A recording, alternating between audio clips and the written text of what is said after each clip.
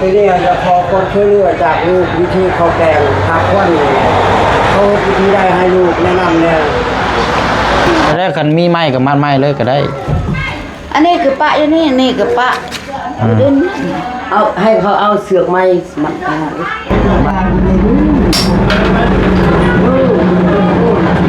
าแล้ว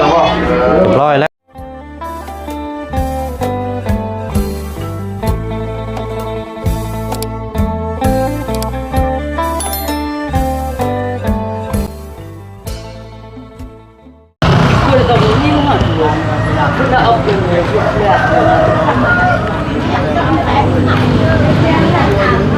พี่น้องเนาะบรรยากาศ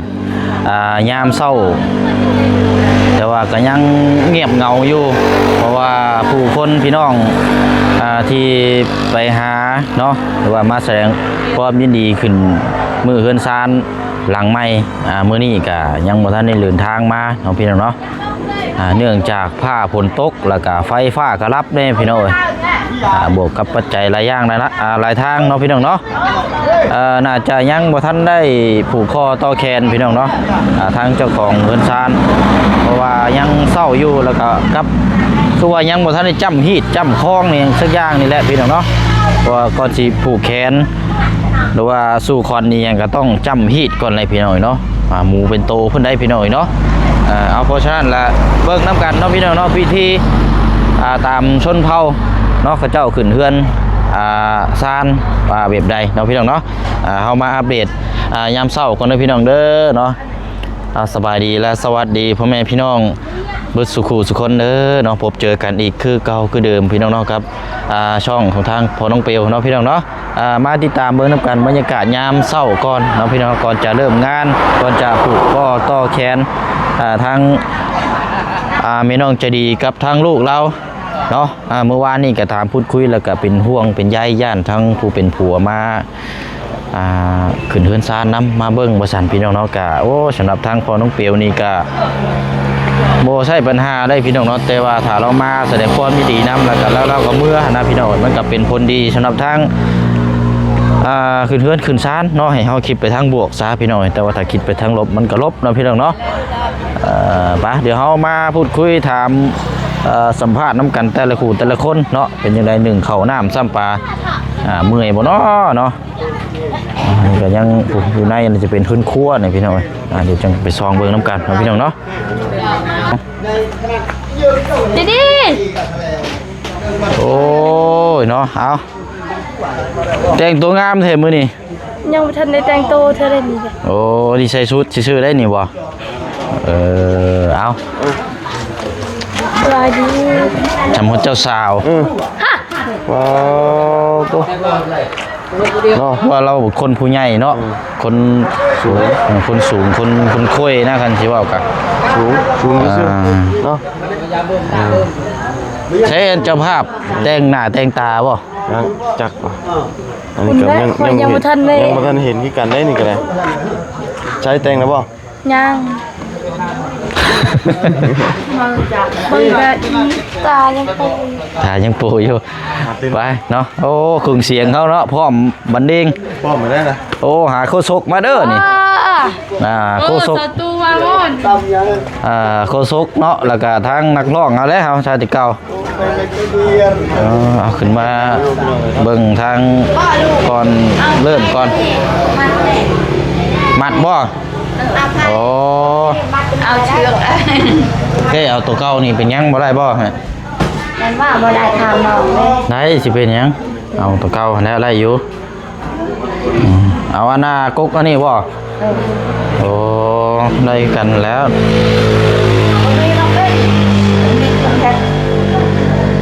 ผู้ชายไปใส่เบิร์ดผู้ชายไปใส่เบิร์ด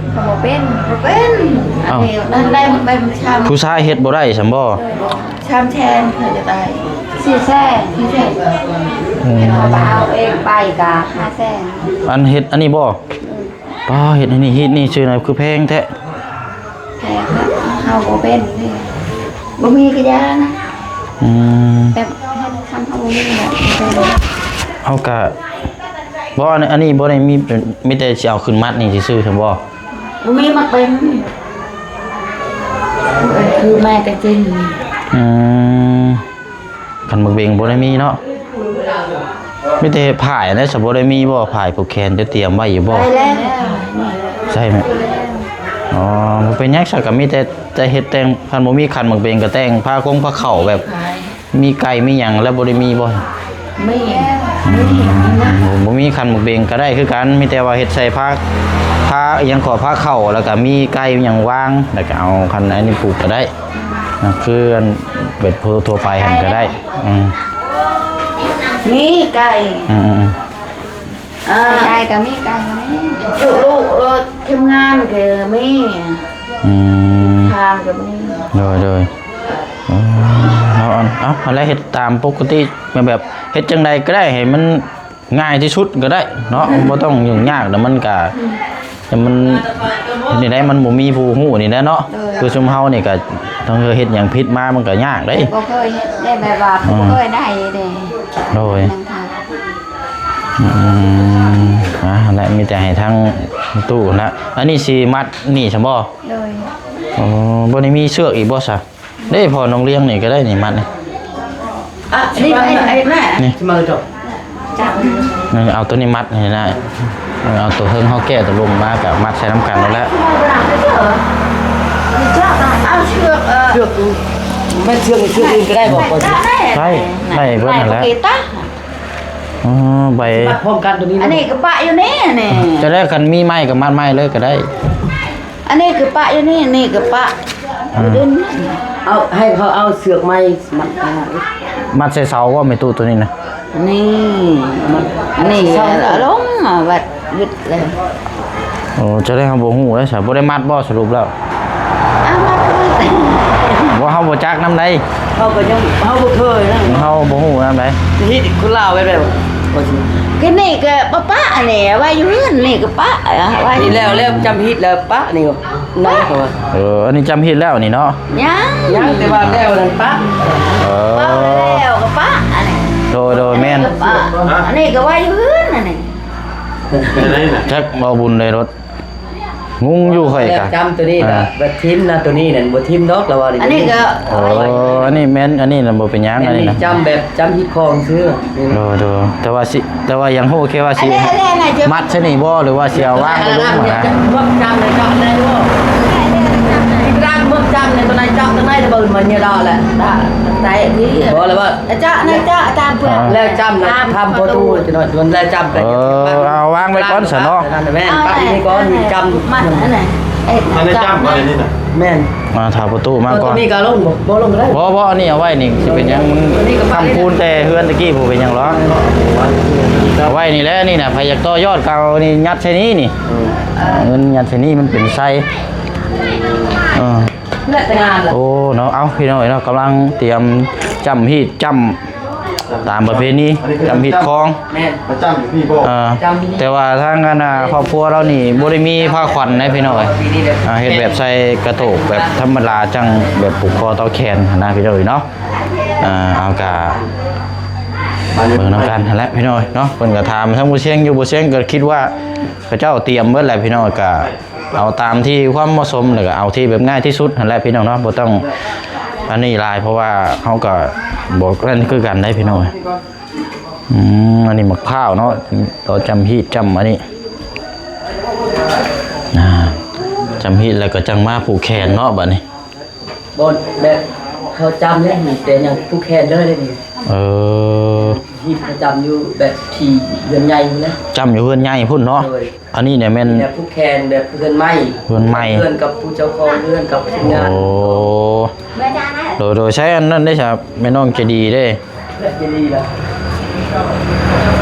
แล้วนั่นเหมือนเดิมผู้แคน เอาดูน้องกันเอาสบายดีประตูเด้ออันนี้พอบูโซได้นี่พี่น้องเว้ยไปเนาะ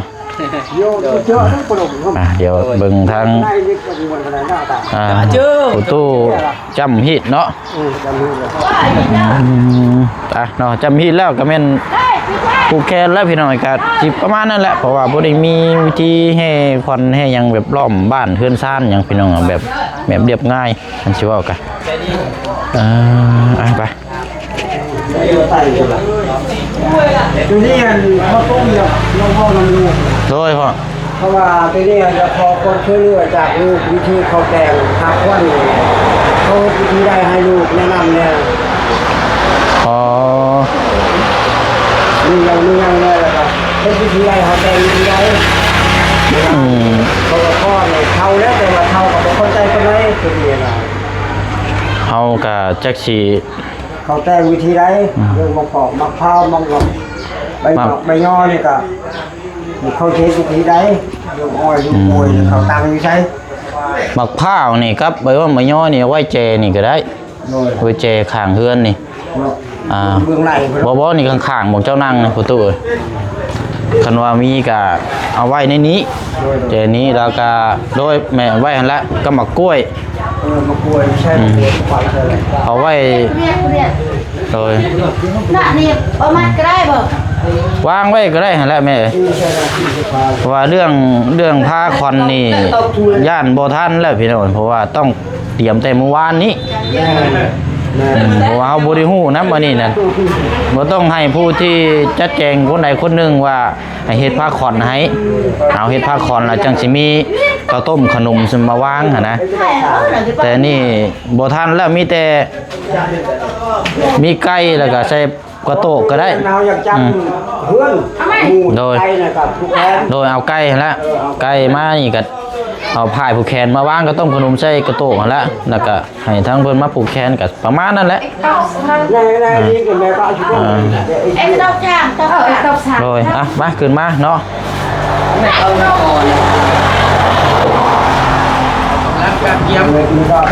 จำฮีดโดยจำฮีดก่อนยังบ่ทันได้ผูกแขนยังอีกเฮิงเติบยั่ว ในชุกเลยบ่อยมาก จำฮีดจำคล้องพี่น้อย ได้พิจารณาโดยการ ทั้งอันแม่น้องใจดีก็ยากน้ำลูกเราก็พี่น้อยเนาะลูกก็3 ปีแล้วก็ยังกันอันนั้นอยู่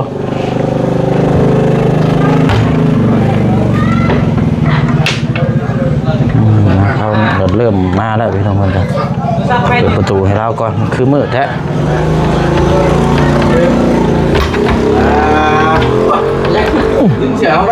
อ๋อนี่เห็นแท้นี่สมมาของใหม่ดินี่ของเนี่ยเนาะเอาเปิดประตูก่อนเตรียมจ้องนี่เนาะ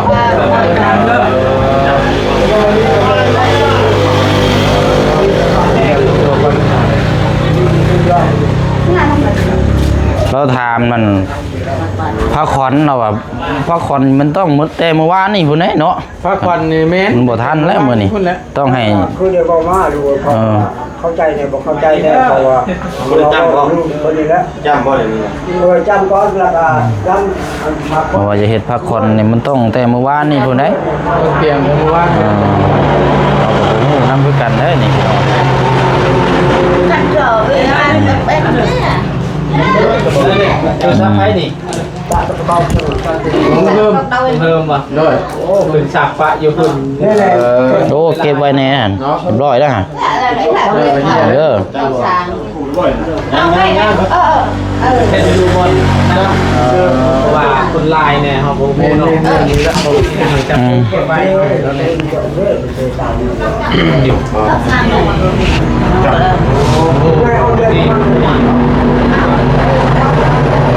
เพราะว่านี่ชมแต่ว่านี่หมดแล้วกับนี่เป็นว่า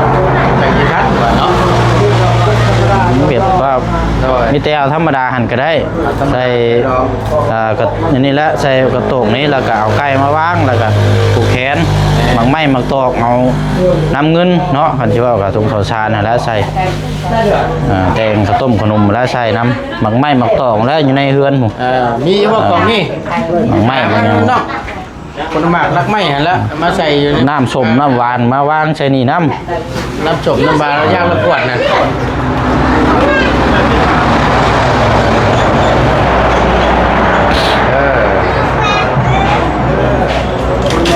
ำเอากระปุกกล้าในน้ำปานใดแล้วมันคนอันนี้เนาะแต่คืออยู่บ้านเฮาแบบเคยหับถือแล้วเฮาสิในน้ำให้มันชุดอยู่พี่น้อง สุดอยู่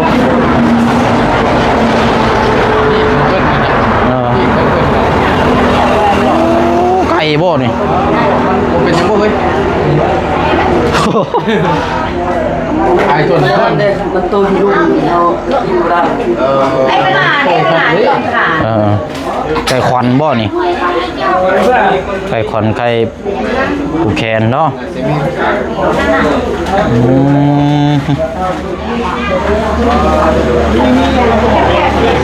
มาใครเอานั่นครับ มา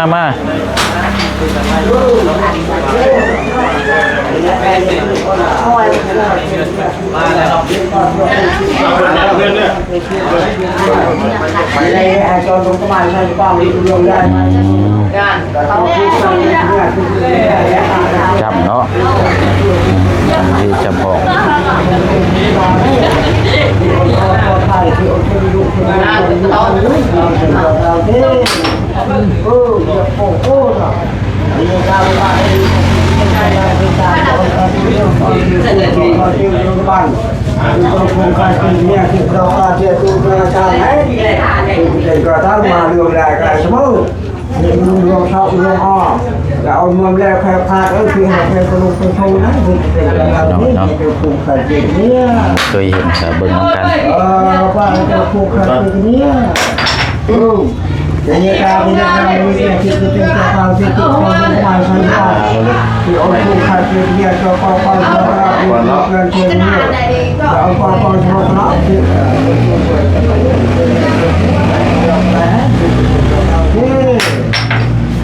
อย่าโป้โป้นะ โอ้ยเรียบร้อยวันนี้เนาะทำได้ป่ะ cái on cơ muốn cùng với các khi phục thêm ngàn là giống cái on của cho cuồng khải về cái nhá cái on bàn on nhún on bàn khủng lung tua khi on còi thì được bán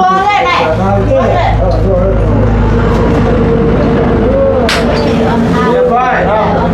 ครับ cha cho on cơ muốn cùng với các khi phục được mai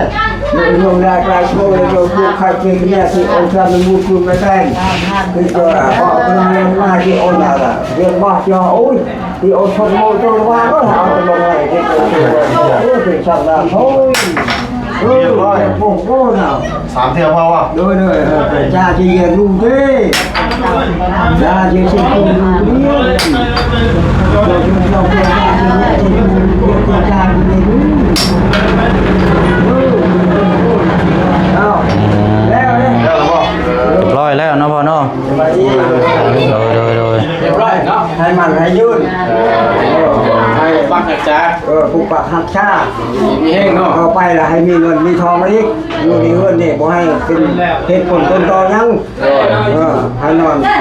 หลับกินแช่เอาไปนั่นได้ แต่ว่าเพิ่นฮับแล้วว่าดีเนาะเพิ่นฮับแล้วมาอยู่เฮือนอยู่ซานเนาะ เพราะว่าขึ้นเฮือนใหม่ใจเฮือนน้ำไอ้ดีแย่ บอกเนาะ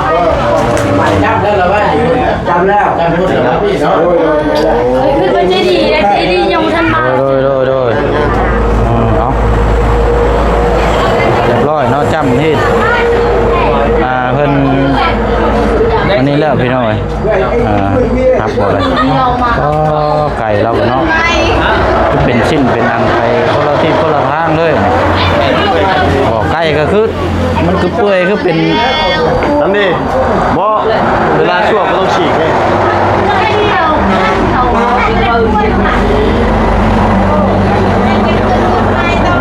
ไก่ก็เป็นชิ้นเป็นย่างเลยนี่เนาะเป็นเนื้อเป็นโตใช่ไหม ค่ะ พูดลงไปนั่นนะ มุนเนาะต้มมุน ใจพันเนาะ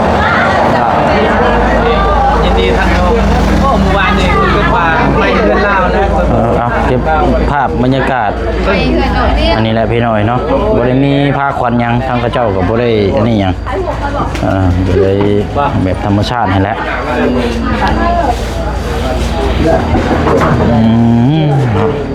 สวยจังไดไปว่าที่ ทีมงานเฮานี่มานํกันเบิดทุกคนนี่แหละพี่น้อยเนาะโอ้ เฮ้ยมันมาบ่บอกบ่บอก ยังได้ยังอีกเฮิงอยู่ ว่าเส้นนางเอกก็โตเป็นอย่างไรเนาะ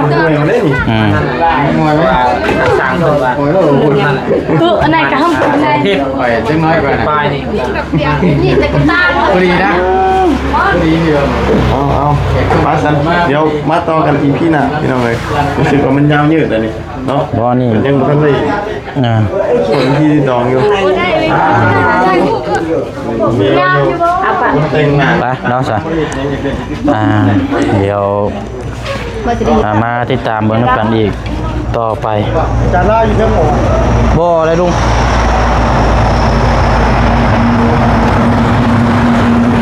ไปพี่น้องเนาะก็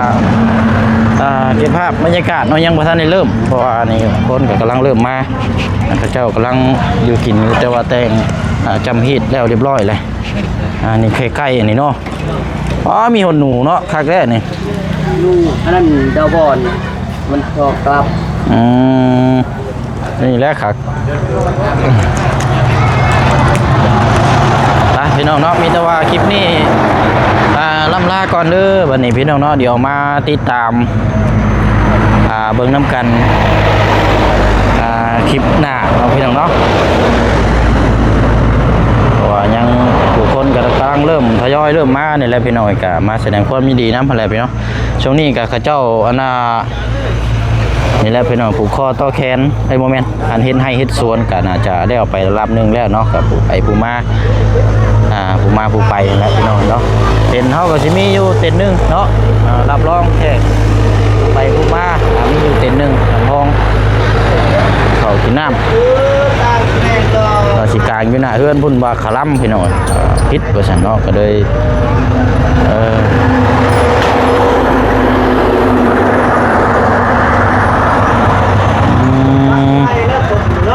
ทุกปากมาได้เลย ไปเนาะล่ำลากันเด้อพี่น้องเด้อพบพ่อกันในคลิปหน้าเนาะเบิดสุขุสุคนเนาะสบายดี